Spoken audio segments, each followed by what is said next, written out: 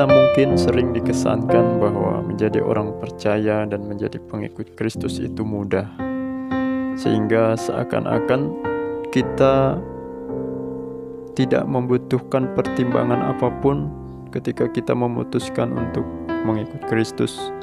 Dan mungkin kita juga sering mempromosikan Yesus kepada orang-orang supaya dengan mudahnya orang itu mungkin menjadi pengikut Kristus tanpa mempertimbangkan seperti apa sebenarnya konsekuensi ketika seseorang menjadi pengikut Kristus. Yesus sendiri memberi sebuah gambaran demikian kepada orang-orang yang hendak mengikutinya atau menjadi muridnya dalam Lukas 14 di ayat yang ke-27 dan seterusnya. Barang siapa tidak memikul salibnya dan mengikut aku, ia tidak dapat menjadi muridku. Sebab siapakah di antara kamu yang kalau mau mendirikan sebuah menara tidak duduk dahulu membuat anggaran biayanya, kalau cukup uangnya untuk menyelesaikan pekerjaan itu, supaya jikalau ia sudah meletakkan dasarnya dan tidak dapat menyelesaikannya, jangan-jangan semua orang yang melihatnya mengejek dia, sambil berkata, orang itu mulai mendirikan, tetapi ia tidak sanggup menyelesaikannya. Atau raja manakah yang kalau mau pergi berperang melawan raja lain, tidak duduk dahulu untuk mempertimbangkan, apakah dengan 10.000 orang ia sanggup menghadapi lawan yang mendatanginya dengan 20.000 orang? Jikalau tidak, ia akan mengirim utusan selama musuh itu masih jauh untuk menanyakan syarat-syarat perdamaian. Demikian pula lah tiap-tiap orang di antara kamu yang tidak melepaskan dirinya dari segala miliknya tidak dapat menjadi muridku. Saudaraku, Yesus tidak menawarkan jalan yang mudah untuk orang-orang yang mau menjadi muridnya. Gambaran ini diberikan kepada mereka yang mau mengikut Kristus supaya mereka mempertimbangkan keputusannya. Apakah mereka sudah siap dengan segala konsekuensi yang akan mereka alami ketika mereka mengikut Kristus?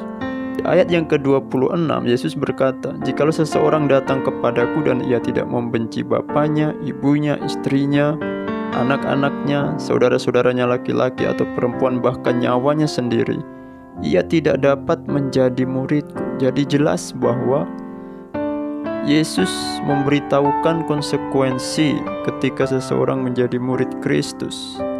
Bagaimana syarat supaya mereka menjadi pengikut Kristus yang sejati? Mereka harus benar-benar menempatkan Yesus itu sebagai yang utama dan lebih dari segalanya.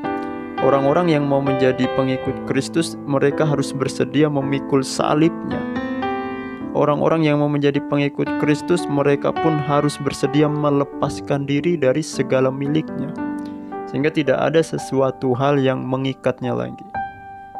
Jadi ketika kita dikesankan bahwa mengikut Kristus itu mudah, mengikut Kristus itu jalannya gampang, mengikut Kristus itu semuanya akan beres, itu sepertinya bertentangan dengan apa yang Yesus sampaikan di sini, bahwa mengikut Yesus itu harus bersedia memikul salib. Mengikut Yesus harus bersedia melepaskan diri dari segala milik. Ini menunjukkan bahwa menjadi pengikut Kristus itu bukanlah jalan yang mudah.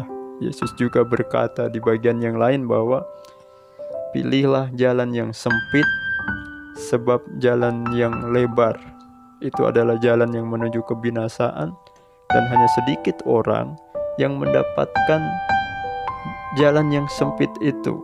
Hanya sedikit orang yang bisa melalui jalan yang sempit itu.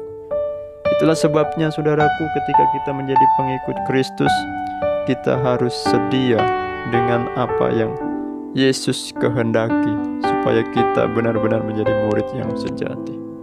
Kiranya Tuhan Yesus memberkati kita semua.